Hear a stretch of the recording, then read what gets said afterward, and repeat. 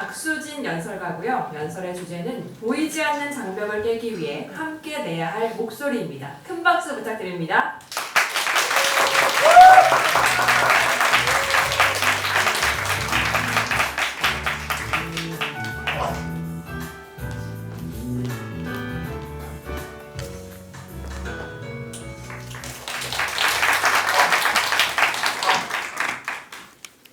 안녕하세요. 누구나 꿈을 이룰 수 있는 사회를 만드는 것이 꿈인 대학생 박수진입니다.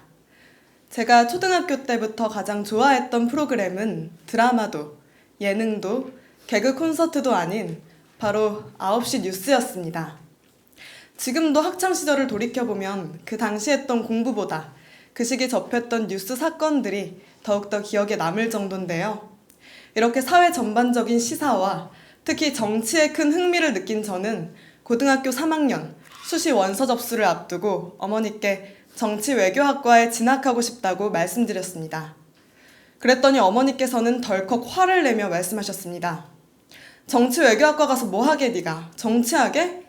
순간 왜 안 돼? 라는 말이 목끝까지 차올랐지만 차마 그 말을 내뱉을 수는 없었습니다. 정치하려면 돈이 있어야 하고 줄이 있어야 해. 너는 어려서 아무것도 몰라. 라는 보이지 않아도 뻔한 어머니의 대답에 당시 멋모르는 순수한 고등학생으로서 반박할 자신은 없었기 때문입니다.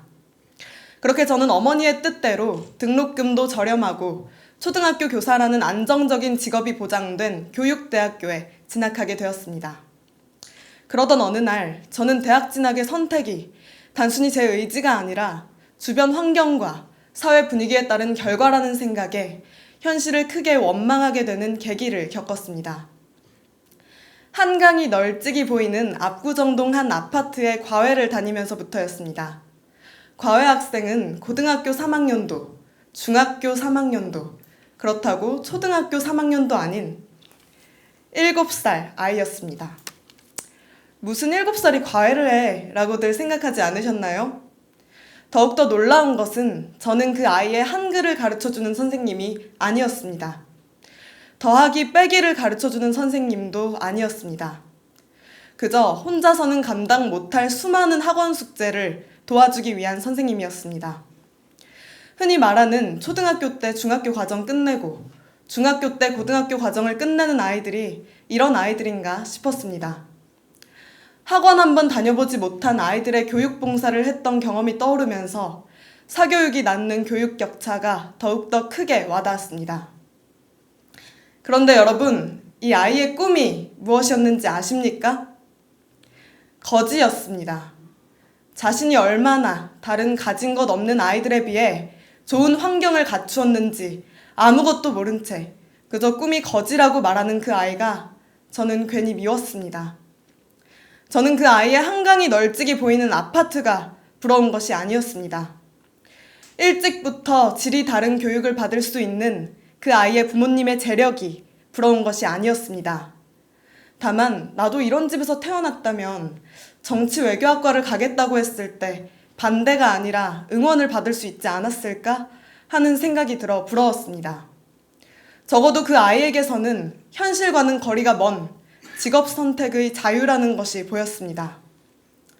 열심히 공부해서 교육대학교에 진학한 것이 사실은 직업 선택에 있어 안정성을 추구해야만 하는 주변 환경과 사회 분위기에 따른 결과라는 생각에 하루하루 화가 났습니다. 여러분은 진정으로 여러분이 원하는 꿈을 향해 가고 계십니까? 사회는 우리에게 꿈을 꾸라고 하지만 우리의 현실은 꿈을 꾸고 이루는 데 있어 보이지 않는 장벽이 존재하는 경우가 허다합니다. 이러한 현실에 수많은 청년들이 수저론을 이야기하며 회의감에 빠집니다. 멀쩡한 대학 나와서 공무원 준비한다고 뭐라 하지 마십시오. 수저론 운운하는 현재 현실에서 어쩔 수 없이 가슴 뛰는 꿈을 포기하고 형편에 따라, 배경에 따라 가장 안정적인 공무원을 준비해야만 하는 현실에 내몰린 청년들을 욕하지 마십시오.